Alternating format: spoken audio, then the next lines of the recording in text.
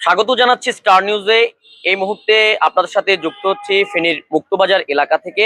এখানে গতকাল রাত আনুমানিক ৩টার দিকে জুলাই স্মৃতিস্তম্ভে অগ্নিকাণ্ডের ঘটনা ঘটেছে এবং দুর্বৃত্তরা এখানে কেরোসিন তেল ঢেলে হেলমেট পরে এসে এখানে এই জুলাই স্মৃতিস্তম্ভেই আগুন দেয়।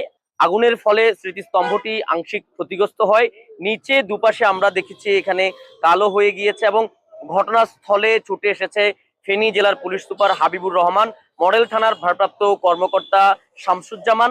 আমরা যেটা আপনাদেরকে জানিয়ে দিতে চাই, এখানে পাশেই কিন্তু সিসিটিভি ক্যামেরা রয়েছে। এই সিসিটিভি ক্যামেরা নিয়ন্ত্রিত হয় ফেনী পৌরসভা থেকেই।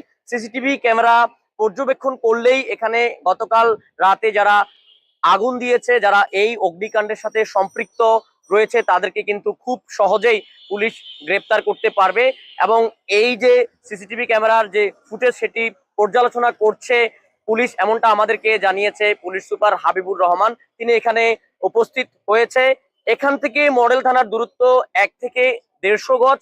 এই দূরত্বের মাঝেই গতকাল রাতে আমরা দেখেছি এই ঘটনাটি ঘটেছে। এখানে পুলিশ সুপার হাবিবুর রহমান উপস্থিত হয়েছে, আমরা ওনার সাথে একটু কথা বলবো। এ বিষয়ে আসলে পুলিশ কি পদক্ষেপ নিচ্ছে সেই বিষয়ে তিনি আমাদেরকে জানাবেন। আমরা জায়গাটা ভিজিট করলাম। আমরা দেখেছি যে আমাদের যেটা ইন্টেলিজেন্স, সেটা হচ্ছে যে আমরা গতকাল রাত্রেই 3টা থেকে 3:30টার মধ্যে কিছু দুর্বৃত্তকারী আমরা সিসিটিভি ফুটেজ দেখেছি যে তারা এখানে আসছে, এসে কেরোসিন তেল ঢালছে, কেরোসিন তেল ঢেলে তারা আগুন দিয়ে চলে গেছে। কিন্তু এটা স্টিলের বলে এটা কিন্তু পড়ে নাই, দেখছেন নিচের কিছু অংশ জাস্ট এই কালো হয়ে গেছে, কিন্তু এটার কোনো ক্ষতি হয় নাই। আমরা দেখছি যে দুর্বৃত্তকারীরা কারা এটা ফাইন্ড আউট করছি আমরা, কারণ এখানে অনেকগুলো ইস্যু থাকতে পারে। সেই ইস্যুগুলো আমরা সমস্ত ইস্যুগুলো দেখছি, যাচাই করছি। আমরা অচিরে তাদেরকে শনাক্ত করে ধরে ফেলবো আশা করছি।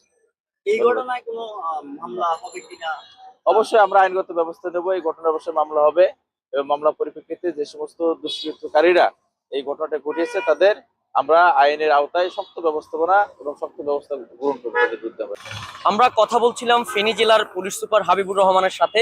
তিনি আমাদেরকে যেমনটা জানিয়েছে, এখানে সিসিটিভি ক্যামেরার যে ফুটেজ রয়েছে সেটি পর্যবেক্ষণ করে আসামিদের দ্রুত গ্রেপ্তার করবে পুলিশ, এমনটাই কিন্তু তিনি জানিয়েছেন এবং তাদের বিরুদ্ধে আইনানুগ ব্যবস্থা গ্রহণ করা হবে।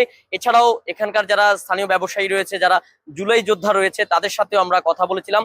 তারা দাবি জানিয়েছে অতি দ্রুত সময়ে এই জুলাই স্মৃতিস্তম্ভে যারা গতকাল রাতে অগ্নিকাণ্ডের ঘটনাটি ঘটিয়েছে তাদেরকে যাতে আইনের আওতায় আনা হয়, এমনটা তারা দাবি জানিয়েছে। তো এই ছিল আসলে ফেনী জুলাই স্মৃতিস্তম্ভ থেকে গতকাল রাতে অগ্নিকাণ্ডের